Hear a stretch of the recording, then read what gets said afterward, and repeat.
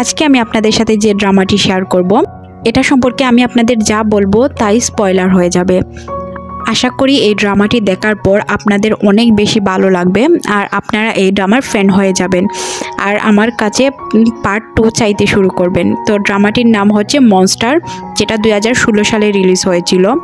Like কমেন্টের কথা আমি আপনাদের বলবো না, এটা আপনারা নিজ দায়িত্বেই করে নেবেন। মুভির শুরুতে আমাদের লি নামের একজন লোককে দেখানো হয়, যে ছিল এই মুভির লিড ক্যারেক্টার। 1 বছর আগে তার অ্যাক্সিডেন্ট হয়ে যায়, যার কারণে সে এখন চোখে দেখতে পারতো না, কিন্তু সে এত ভালো কানে শুনতে পেত, দূর দূর থেকে যদি কেউ কিছু বলতো সেটাও তার কানে এসে যেত। তার কাজের লোকগুলো কথা বলছিল যে উনি তো চোখে দেখতে পান না, আমরা যে কোনো কিছু চুরি করে নিতে পারবো, কিন্তু এটা লি শুনে ফেলে। তাদের দেওয়া খাবারও লি খায় না। অন্যদিকে আমাদের দেখানো হয় মুনাকে, যে ছিল লির খালা। লি তো মুনাকেও সন্দেহ করতো যে তার মা বাবার অ্যাক্সিডেন্টের পিছনে মুনার হাত রয়েছে। লি মুনাকে বলে যে এই কাজের লোককে বার করে দিতে। তখন মুনা বলে যে 1 সপ্তাহের মধ্যে তুমি কতজনকে বার করবে? লি বলে যতজনকে মন চায় ততজনকে বার করব, যাদের আমাদের পছন্দ না তাকে আমি আমার সাথে রাখতে চাই না। লি একমাত্র বিশ্বাস করতো তার লয়ার সাউন্ডকে। সে বলছিল আপনি মুনার দিকে খেয়াল রাখবেন, কিছুদিন পরেই আমি 20 বছরের হয়ে যাব, তখন আমার প্রপার্টি আমার নামে করে নিব। এর আগ পর্যন্ত আপনি মুনার দিকে খেয়াল রাখবেন, যে সে আমার বাবা মাকে মেরেছে, আমাকে নিয়ে মারতে চায়। তখন আমরা দেখি ওই দিনের অ্যাক্সিডেন্টের ঘটনা। লি আর তার বাবা মা পাহাড়ি রাস্তা দিয়ে যাচ্ছিল, তখনই তাদের গাড়ি ব্রেক ফেল হয়ে কুয়ার দিকে পড়ে যায়। তখন লির বাবা অজ্ঞান হয়ে যায়, সাথে লিও অজ্ঞান হয়ে যায়, কিন্তু লির মার হুঁশ ছিল, কিন্তু তার পা আটকে গিয়েছিল গাড়ির একটি জায়গায়, যেখান থেকে সে তার পা বার করতে পারছিল না। তখন সে লিকে ডাকতে শুরু করে। লি যখন শুনছিল না তখন সে ধাক্কা দিয়ে লিকে রাস্তায় ফেলে দেয় আর হেল্পের জন্য সে ডাকতে শুরু করে। একটি লোক হেল্প করার উদ্দেশ্যে বের হয়, কিন্তু সে হেল্প করে না, ধাক্কা দিয়ে গাড়িটি কুয়োর দিকে ফেলে দেয়, যার কারণে তার মা বাবা দুজনই মারা যায়। পরের সিনে আমাদের দেখানো হয় লিকে, যে হসপিটালে ছিল আর সে অন্ধ হয়ে গিয়েছিল। এ হচ্ছে জিনা, আমাদের মুভির লিড ক্যারেক্টার। সে লিকে দেখে বলে এর লোকের সাথে আমাকে কাজ করতে হবে। তখনই আমাদের সিন ফ্ল্যাশব্যাকে নিয়ে যাওয়া হয়, যেখানে আমরা দেখতে পাই লি একটি হসপিটালের ওনার ছিল। সে তার হসপিটালটি নিজেই পরিচালনা করত, তার সাথে অনেকগুলো বডিগার্ড রাখতো যাতে মুনা তাকে মারতে না পারে। অন্যদিকে জিনার ভাইও এই হসপিটালে ভর্তি ছিল। জিনার বাবা ছিল ওই হসপিটালের সিকিউরিটি গার্ড। সে বলে যে এই হসপিটালের ওনার এখনই আসতে চলেছে, সে অনেক ভালো মানুষ, তোমাদের ভাইয়ের চিকিৎসার খরচ সে অনেকটাই কমিয়ে দিয়েছে, কিন্তু সে একটু গরম মেজাজের মানুষ, তোমরা একটু সাবধানে থাকবে যাতে তার সামনে কোনো অঘটন না ঘটে। তখনই আমরা দেখতে পাই লিয়ের পিছে ধরে আছে জিনার ভাই। সে ভাবতে শুরু করে যে এটা হয়তো মোনায় পাঠিয়েছে, কিন্তু তারপর সে জানতে পারে যে আসলে এটা হচ্ছে একজন রোগী, সে কারো পাঠানো লোক না। এটা জিনার ভাই দেখে জিনাও চলে আসে ওই জায়গায়, এসে লির সাথে খুব খারাপ ব্যবহার করতে শুরু করে। তখনই আমরা দেখতে পাই ওই জায়গায় জিনার বাবা চলে এসে। জিনার বাবা এসে বলতে শুরু করে প্লিজ ওদেরকে কিছু করবেন না, ওরা আমার ছেলে মেয়ে, ওরা বুঝতে পারেনি। কিন্তু লি এটা না বুঝতে পেরে তার সাথে খুব খারাপ ব্যবহার করে চাকরি থেকে বের করে দেয়। এরপরের সিনে আমাদের দেখানো হয় জিনাকে। তার একটি চাকরির খুবই প্রয়োজন ছিল, কারণ তার বাবার চাকরি চলে গিয়েছে। সে চাকরির ইন্টারভিউ দিতে চলে আসে লির বাসায়। এখানে সে লিকে দেখে বলতে শুরু করে যে এই লোকের আন্ডারে আমি চাকরি করব, এটা তো অসম্ভব। অন্যদিকে লি জিনাকে প্রশ্ন করতে শুরু করে আমাদের কি আগে কোথাও দেখা হয়েছিল? জিনা বলে হ্যাঁ, হসপিটালে দেখা হয়েছিল, ওই দিন আমার ভাইয়ের আপনাকে ভুলবশত ধরে ফেলেছিল, তখন আমাদের দেখা হয়েছিল। লি এটা শুনে ইমপ্রেস হয়ে যায় আর জিনাকে কাজে রেখে দেয়। অন্যদিকে জিনা লিয়ের সব কাজ করতে শুরু করে, হেয়ার ড্রায়ার দিয়ে চুল শুকানো, কাপড় পরিয়ে দেওয়া। কাজ করতে করতে জিনা লিয়ের অনেক কাছে চলে আসে। তখন লি বলে যে এত কাছে আসো না, দূরে সরে যাও। পরের সিনে আমরা দেখতে পাই যে মোনা জিনার সাথে কথা বলছিল। সে বলছিল তুমি যদি লিয়ের সব খবর রাখতে পারো, সব কিছু আমাকে বলতে পারো, তাহলে তোমার বাবার চাকরি আমি ফিরিয়ে দেব, সাথে তোমার ভাইয়ের চিকিৎসার পুরা খরচ আমি দিব। কিন্তু তখন আমরা দেখতে পাই যে সব কথা শুনছিল উপর থেকে লি। লি এই সব কথা শুনে চিন্তা করে যে জিনাকে চাকরি থেকে বের করে দিবে। জিনা আসার সাথে সাথেই লি বলে যে তোমার চাকরি নেই। তখন এই বিষয়টা শুনে জিনা বলতে শুরু করে যে আপনি সব সময় তাড়াহুড়া করে সিদ্ধান্ত নেন, আর কেন আমাকে চাকরি থেকে বের করে দিলেন, আর আগে আমার বাবাকে কেন আপনি চাকরি থেকে বের করে দিলেন। আসলে আপনি নিজেও জানেন না যে আপনি এইসব কেন করছেন, আর আপনার এই কাজের জন্য অনেক মানুষের জীবন নষ্ট হচ্ছে। কি মনে করেছেন আপনি দুনিয়ায় আপনি একাই অন্ধ আর আপনি একাই দুঃখী? আপনার কারণে অনেক মানুষ অনেকভাবে কষ্ট পায়। আপনি এইসব বুঝেন না, আর আপনি এসবের মর্ম কোনোদিনও বুঝবেন না, কারণ আপনি একজন অহংকারী লোক। আর আপনাকে এসব আমি কেন বলছি? এসব বলে জিনা বালিশ আর খাতা ফেলে চলে যায়। তখন আমরা দেখতে পাই পরদিন লির কাছে একটি কল আসে যে তাকে না জানিয়ে তার হসপিটাল বিক্রি করা হচ্ছে। তখনই সে তার লয়ার শনকে কল দিয়ে বলে যে আপনি যে কোনোভাবে আমাকে এখান থেকে নিয়ে যাওয়ার ব্যবস্থা করুন, আমি হসপিটালে যেতে চাই। তখনই শান কল কেটে দেয় আর তার লোকদের বলে যে লিকে বাসা থেকে বের না হতে দিতে, কিন্তু লি কোনোভাবেই এটা চাচ্ছিল না। সে চাচ্ছিল যে এই মিটিংটা বন্ধ করতে, তার হসপিটাল তাকে না জানিয়ে বিক্রি করতে দিতে সে চাচ্ছিল না। তখন সে একটা কেচি পায়, কেচি দিয়ে অনেকগুলো কাপড় জোড়া লাগিয়ে একটি দড়ি তৈরি করে রাস্তায় চলে আসে। তখনই আমরা দেখতে পাই যে ওই রাস্তা দিয়ে জিনা যাচ্ছিল। লি জিনার কাছ থেকে লিফট চায়, কিন্তু জিনাকে দেখে সে মানা করে দেয়।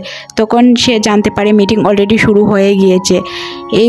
সে গাড়ি খুঁজতে গিয়ে অন্য একটি গাড়ির নিচে পড়ে যায়, যেটা দেখে জিনার অনেক বেশি দয়া হয়। সে তাকে নিয়ে হসপিটালের উদ্দেশ্যে রওনা হয়। তখন আমরা দেখতে পাই যে তারা একজন আরেকজনের সাথে কথা বলতে শুরু করে। লি এভাবে ধরে রেখেছে, সে ভাবছিল সে পড়ে যাবে। এই জন্য জিনা বলছিল যে আমি আপনাকে ফেলে দিব না, আপনি ঠিক হয়ে বসুন। এইসব বলতে বলতে তারা হসপিটালে পৌঁছে যায়। হসপিটালে এসে লি বলে এটা আমার হসপিটাল, আমার অনুমতি ছাড়া কেন এটা বিক্রি হচ্ছে, আর কেই বা এটা কিনবে। তখন আমরা আরেকটা ক্যারেক্টারকে দেখতে পাই যার নাম ছিল নাতান। সে ছিল এই হসপিটালের বিরোধী দল বা লিয়ের বিরোধী দল। সেই চাচ্ছিল এই হসপিটালটি কিনতে, কিন্তু লি এটা বিক্রি না করায় সে অনেক বেশি মন খারাপ করে ফেলে, বা সে চিন্তা করে যে কোনোভাবেই এটা আমাকে হাসিল করতে হবে। অন্যদিকে মুনা বলে যে আমাদের হসপিটালের অবস্থা খুবই খারাপ, এটা লসের উপরে চলছিল, আমরা যদি এটা বিক্রি করে দিতাম আমাদের অন্য ব্যবসা বাঁচাতে সাহায্য হতো। তখন আমরা দেখতে পাই লি বলে যে আপনি আমাদের মা বাবাকেও মেরেছেন, এখন আপনি কেন আমার হসপিটালের পিছনে লেগেছেন? তখন আমরা দেখতে পাই যে মুনা অনেক বেশি চমকে যায়, কারণ সে বলে আমি আমার আপন বোনকে কেন মারবো? কিন্তু এই বিষয়টা লি বুঝতে চায় না, সে মনে করে যে তার খালাই এটা করেছে। তখন আমরা দেখতে পাই যে মুনা তার অ্যাসিস্ট্যান্টের সাথে কথা বলছিল যে এইসব কি বলছে লি। তখন আমরা দেখতে পাই যে শন আর জে মুনার হাজব্যান্ড জে নাতান এবং শন এরা একসাথে ক্লাসমেট ছিল। এই বিষয়টা নিয়ে মুনা চিন্তা করে জেজের কাছে যায়। সে গিয়ে দেখতে পায় যে জে নাতানের সাথে কথা বলছিল। নাতান বলছিল যে তুমি 1 বছর আগে যে কাজটি অসম্পূর্ণ রেখেছিলে, এই অসম্পূর্ণ কাজের রেজাল্ট হচ্ছে আজকের এই অবস্থা। তুমি যত তাড়াতাড়ি সম্ভব লিকে মেরে দাও, না হয় আমাদের অবস্থা খুবই খারাপ হবে। এই বিষয়টা মুনা শুনে ফেলে। মুনা জেজেকে বলে যে তুমি এতটা নিচে নামতে পারো, এটা তো আমি জানতাম না। তখন জেজে বলে যে তুমিও তো কম না, তুমি তো এটা বলেছো যে লিয়ের চোখ কোনোদিনও ফিরে আসবে না। তখনই আমাদের সিন শিফট করে 1 বছর পিছনে দেখানো হয় যে ওই দিন গাড়ি ধাক্কা দিয়েছিল আসলে জেজে, আর জেজেকে ব্ল্যাকমেল করেছিল নাতানের কাছে জেজে আর তার গার্লফ্রেন্ডের কিছু পিকচার ছিল, যেগুলো পাঠিয়ে নাতান জেজেকে ব্ল্যাকমেল করেছিল। আর সে বলেছিল যে তুমি যার সাথে রিলেশন করো সে হচ্ছে এই শহরের প্রধানমন্ত্রীর মেয়ে, সে যদি এই বিষয়টা জানতে পারে তাহলে তুমি এই দেশে থাকতে পারবে না, যার কারণে তুমি আমার কথা শুনো, মেরে দাও লি আর তার ফ্যামিলিকে। এই কথার কারণেই জেজে লি আর লিয়ের ফ্যামিলিকে মারতে চেয়েছিল, কিন্তু লি কোনো একটি কারণবশত বেঁচে যায়। আর এই সিনটাই আমাদের দেখানো হয়। অন্যদিকে মোনা জেজেকে সন্দেহ করতে থাকে, যার কারণে তার অ্যাসিস্ট্যান্টকে লাগিয়ে দেয় জেজের পিছনে। মুনার অ্যাসিস্ট্যান্ট গিয়ে দেখতে পায় জেজে একটি জায়গায় একটি মহিলার সাথে দেখা করছিল। এই পিকগুলো সে উঠিয়ে মোনার কাছে দিয়ে দেয়। অন্যদিকে আমাদের দেখানো হয় লি এবং জিনাকে, জিনা জেজেকে বাসায় পৌঁছে দেয়। লি জিনার কাছে সরি এবং থ্যাংক ইউ বলতে শুরু করে আর বলে কাল থেকে তুমি জবে জয়েন করো। কিন্তু অন্যদিকে জিনা বলে আমাদের হয়তো আর কোনোদিন দেখাই হবে না। এই বিষয়টা শোনার পর লি বলে আমি তোমাকে দ্বিগুণ স্যালারি দেব। তখন আমরা দেখতে পাই যে লি বাসায় আসার পর থেকে জিনাকে মিস করছিল। জিনাকে যখন ফোন করে তখন জিনা লিয়ের নাম্বার দেখে তার ফোনের ব্যাটারিটাই খুলে ফেলে দেয়। অন্যদিকে আমরা দেখতে পাই যে জিনা একটি ফুড কোম্পানিতে চাকরি করছিল। লি বলতে শুরু করে যে জিনার বাবার চাকরি ফিরিয়ে দাও আর জিনার ভাইয়ের চিকিৎসাও বিনা মূল্যে করিয়ে দেওয়ার ব্যবস্থা করে দাও। অন্যদিকে মুনা ওই মহিলার বাসায় চলে যায়। সে বাসায় দরজার বাহির থেকে শুনতে পায় যে ওই মহিলাটি বলছিল যে তুমি কখন মুনাকে ছাড়বে। তখনই মুনা বাসার ভিতরে প্রবেশ করে আর সে দেখতে পায় যে যার সাথে সম্পর্ক ছিল সে ছিল মুনার বেস্ট ফ্রেন্ড। আর এই বিষয়টা নিয়ে মুনা আর জেজের মধ্যে অনেক রাগারাগি হতে শুরু করে। এক পর্যায়ে আমরা দেখতে পাই যে সিঁড়ি থেকে পড়ে যায় মুনা আর সিঁড়ি থেকে পড়ে যাওয়ার কারণে মুনার মৃত্যু হয়ে যায়। দুজন শক হয়ে যায়। তখনই দেখতে পাই যে যে একটি আসামিকে কল করে। সে কল করে বলতে শুরু করে যে তুমি আমার একটি কাজ করো, তাহলে তোমাকে আমি 2 মিলিয়ন টাকা দিব। তুমি আমার ওয়াইফের লাশটাকে গুম করে দাও, সাথে লিকে ফাঁসিয়ে দিবে যে লি তোমাকে বলেছিল মোনাকে খুন করতে। সাথে লিয়ের হসপিটালে একটি ভাইরাস আছে, যে ভাইরাসটাকে তোমাকে লিয়ের শরীরে প্রবেশ করিয়ে দিতে হবে যাতে লি ধীরে ধীরে অসুস্থ হয়ে মারা যাবে। আর তুমি এই কাজটি করার কারণে 2 মিলিয়ন টাকাও পেয়ে যাবে আর তোমাকে আমি তাড়াতাড়ি জেল থেকে বের করে নিয়ে আসবো। অন্যদিকে লিয়ের বাসায় চলে আসে জিনা কাজ করার জন্য। এতে লি অনেক বেশি খুশি হয়ে যায়। লিয়ের ফোনে একটি ফোন আসে যে তোমার মা বাবার খুনের জন্য আমাকে টাকা দেওয়া হয়েছিল আর কেন দেওয়া হয়েছিল আর খেয়ে দিয়েছিল এই বিষয়ে যদি তুমি জানতে চাও তাহলে তোমার হসপিটাল ল্যাবে চলে আসো, আমি সব কিছু তোমাকে জানিয়ে দেব। তখন আমরা দেখতে পাই যে এই বিষয়টা শোনার পর লি অনেক বেশি শক হয়ে যায়। সে কান্না করতে শুরু করে। সে চলে আসে ওই হসপিটাল ল্যাবে। তখনই আমরা দেখতে পাই ওই ভাইরাসটা চড়িয়ে দেওয়ার ব্যবস্থা করে রেখেছিল ওই লোকটি। সাথে তখনই ওই জায়গায় চলে আসে লি আর জিনা। লি বুঝতে পারে যে ওই জায়গায় হয়তো ভাইরাস ছড়িয়ে দেওয়া হয়েছে, কারণ লি তো এই বিষয়ে জানতো যে একটি ভাইরাস তৈরি হয়েছে। তারা বাঁচাও বাঁচাও বলে চিল্লাচ্ছিল। তখনই আমরা দেখতে পাই যে লি জানতো যে এই ভাইরাসটার অ্যান্টিডোট একটা আর এই ভাইরাস থেকে বাঁচারও কোনো উপায় নেই। তখনই আমরা দেখি যে ওই ভাইরাসের অ্যান্টিডোটটা নিয়েছিল লি আর সে জিনাকে বলছিল যে আমাকে অ্যান্টিডোট দিয়ে দাও। তখনই ওই জায়গায় চলে আসে জিনার বাবা জিনাকে বাঁচানোর জন্য। আর আমরা দেখতে পাই যে লি এই অ্যান্টিডোটটা নিজের শরীরে দিয়ে দিয়েছিল জিনা, কারণ জিনা চাচ্ছিল যে লি বাঁচুক। তখনই ওই জায়গায় যে চলে আসে আর সে এসে বলতে শুরু করে যে তোমার প্যারেন্টসকে কে মেরেছে এটা আমি খুঁজে বের করতে সাহায্য করব। অন্যদিকে যে প্ল্যান করছিল যে লিকে ফাঁসিয়ে দিবে আর ওই গুন্ডাকে বলে তুমি সিলিন্ডার করে নাও, সাথে লিকেও ফাঁসিয়ে দিও। কথা মতো গুন্ডাটাও লিকে ফাঁসিয়ে দেয়। নিউজ চ্যানেলে ভাইরাল হয়ে যায় যে লি তার খালাকে খুন করে ফেলেছে। তখনই আমরা দেখতে পাই যে জেলে ওই লোকটি ওই আসামিটি কথা বলছিল। আর আমরা জানি লিয়ের শ্রবণ শক্তি অনেক বেশি, যার কারণে লি তার কথা শুনে ফেলে যে একটি লোকের কথাই সে এই কাজগুলো করেছে বা লিকে ফাঁসিয়েছে আর লিকেও তারা মারতে চায়। অন্যদিকে ওই ক্রিমিনালের সেলে একটি লোক আসে যাকে তারা অনেক খারাপভাবে মারধর করতে শুরু করে, টর্চার করে।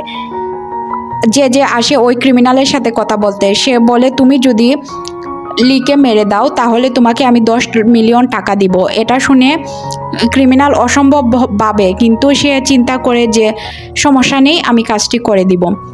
এই বিষয়টি তো অবশ্যই লি জানতো, কারণ লি তো অনেক বেশি শুনতে পেত, সে অনেক দূরের কথাও শুনতে পেত।